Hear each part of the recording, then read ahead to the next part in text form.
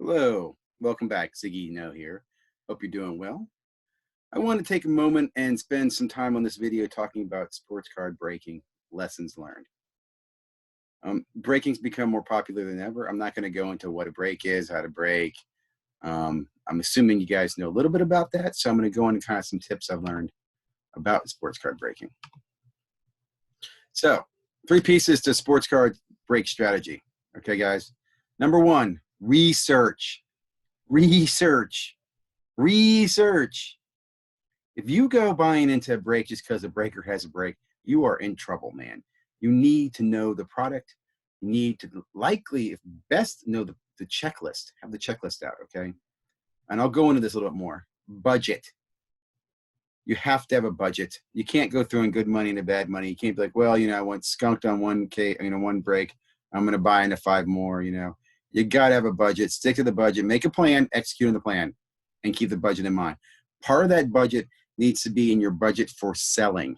And what I'm referring to there is if you're going to be grading. And I think grading is part of that budget. So I'll talk about that a little bit as well.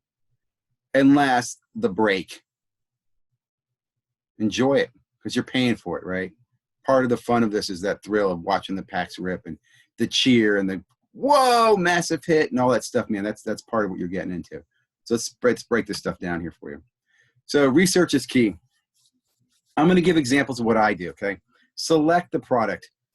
I like basketball. I like to break Prism, Optic, Select. They're excellent breaking products with deep value. And what I mean by that is I can buy into one of these breaks, and if I get some base rookies, if I get a vet refractor, those are good hits in these products. They can grade well. They're going to make me some money. I get some return. That's not the case when you do breaks in high-end products like, say, Flawless. You can go hitless, or you can hit a freaking patch card and make nothing. It's not the same strategy. I don't like breaking high-end products. I'll put it that way.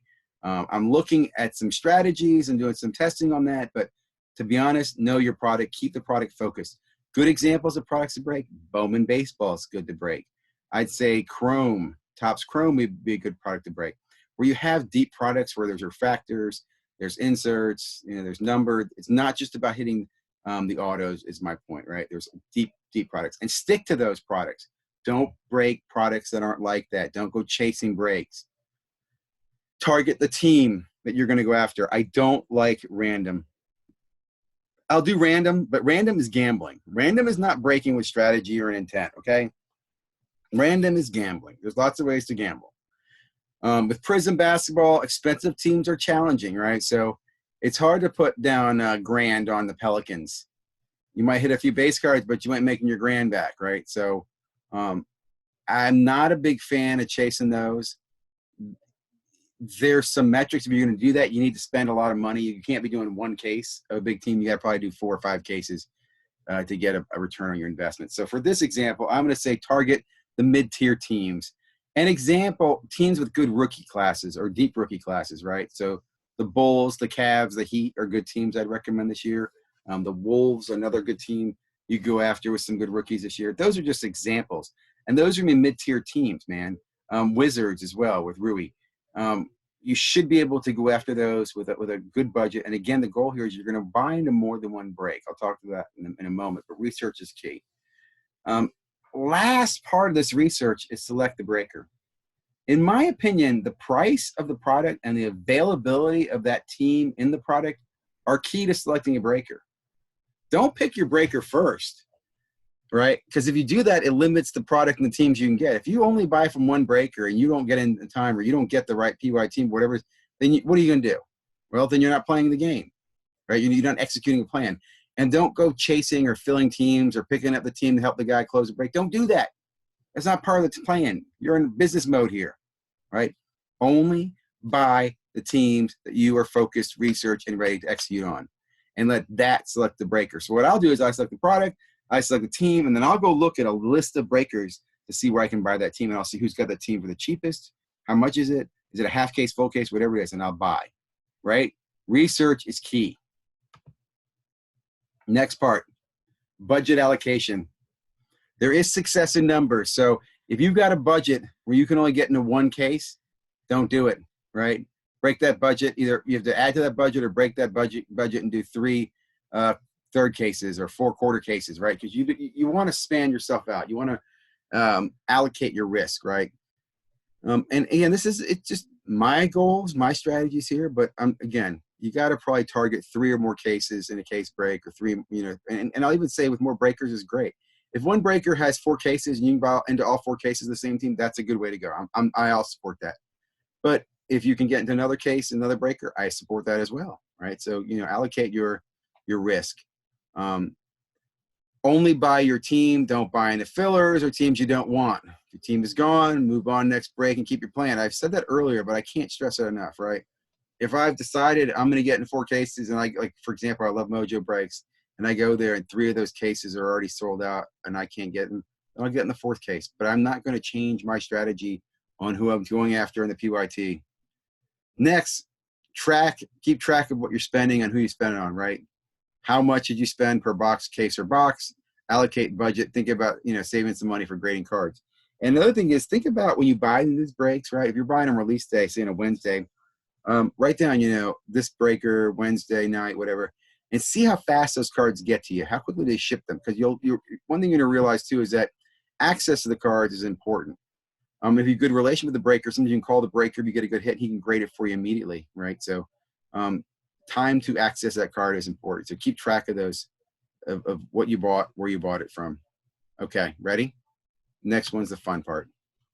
Enjoy the show. You just bought into some breaks, man. You allocated some funds.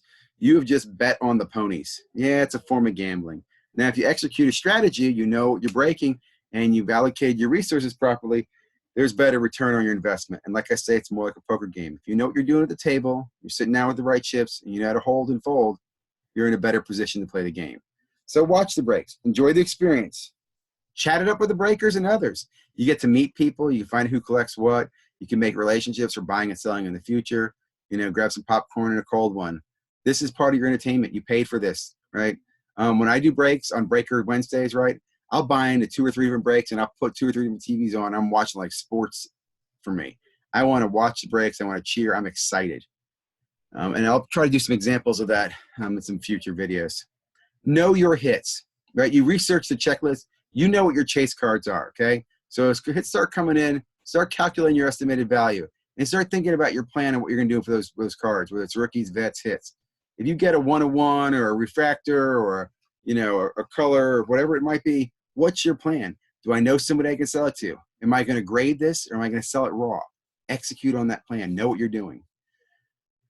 When the break is over, show off your hits. Get pictures of them. Go back, replay it, take a picture, snapshot. Just hit this in a break. Talk about it, man. Post that up. Decide if you're going to fast grade in these cards, right? Did you just get a Luka to 10? You want to fast grade and flip it? Well, it's probably a poor example. I'd hold Luka to 10. But anyway, the point is, if you get something hot, you can talk to the grader, have them grade it, or the breaker sometimes, they can grade it or ship it to a grader for you directly or subber and get that card flipped immediately.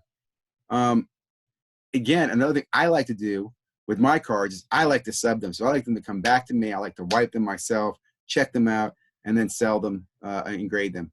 If you're selling any raw, decide that too. You can sell some raw. And then what I also do with my cards when they come in, if it's stuff I don't want to deal with, right, it's $1, $2, maybe $5 or $10, I'll just put it in my COMC envelope, or I put it in a bucket, and when I get a couple hundred cards together, I ship that to CMOC. So, in summary, have a plan, have a strategy, enjoy breaking, and execute on that. I'm Ziggy now. I'm here because I love sports and making money. You can find me on Twitter at Ziggy Breaks, Ziggy Now on Facebook, and Ziggy Now on YouTube. Thanks again, and I hope you enjoyed the video.